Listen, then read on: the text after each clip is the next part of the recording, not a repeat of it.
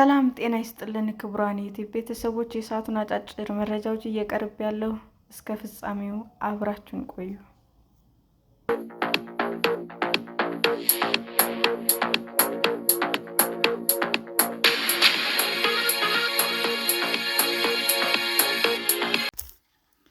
የዩኬ የውጭ ጉዳይ ሚኒስትር የኢትዮጵያ ጉብኝት በስደተኞች ጉዳይ ላይ ያተኮረ መሆኑን ተዘገበ።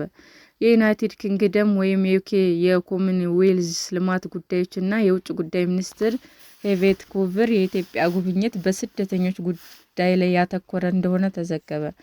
ሮይተርስ የዜና ወኪል እንደዘገበው ሚኒስትሯ በኢትዮጵያ ካደረጉት ጉብኝት አስቀድመው በሰጡት መግለጫ ጉብኝታቸው እየጨመረ የመጣውን የአፍሪካ ቀንድ ስደተኞች ቁጥር ለመግታት በሚወሰዱ እርምጃዎች ላይ ለማተኮር እንደሚጠቀሙበት ተናግረዋል።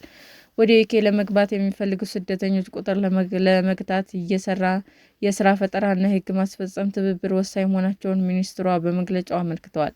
የስራ ፈጠራ ትብብር ሰዎች ከሀገራቸው እንዳይሰደዱ ያደርጋል። ጠንካራ የሕግ ማስፈጸም ትብብር ደግሞ ሕገወጥ የሰዎች አዘዋዋሪዎችን ለመከላከል እና በዩኬ መቆየት የሌለባቸው ሕገወጥ ስደተኞች ወደ ሀገራቸው የመመለስ ሂደት ፈጣን እንዲሆን ያስችላል ብለዋል ሚኒስትሯ።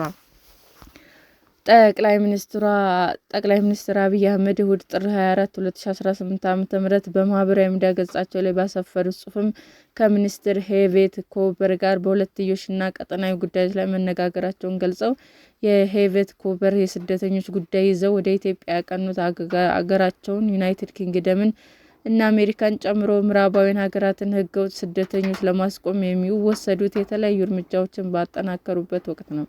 ዩኬ በሕገወጥ መንገድ የእንግሊዝ ቻናልን በአነስተኛ ጀልባዎች አቋርጠው የሚገቡ ስደተኞችን ለማስቆም አሁንም የተለያዩ አማራጮችን እያማተረች ነው።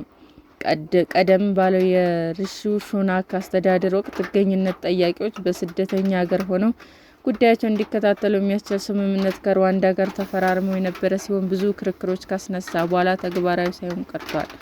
በቅርቡ ወሲባዊ ትንኮሳ በመፈጸም የተፈረደበት ኢትዮጵያዊ ስደተኛ ጉዳይ እንደ አዲስ የስደተኞች ጉዳይ በሀገሪቷ ፖለቲከኞች መካከል መወዛገቢያ ጉዳይ ሆኖ ነበር። ይህም በአንዳንድ ከተሞች ጎራ የለዩ ከባድ ተቃውሞዎች አስነስቷል።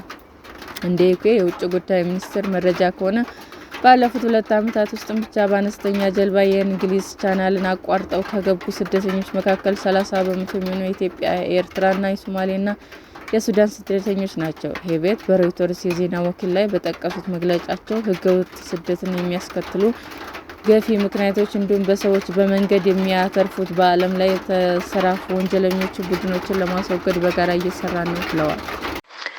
ሰላም ጤና ይስጥልን ውድ የዩቲዩብ ቤተሰቦቼ እንዴት ናችሁ? አዲስ ጀማሪ ነኝና ሰብስክራይብ ያደረጋችሁ አበረታቱኝ። አመሰግናለሁ።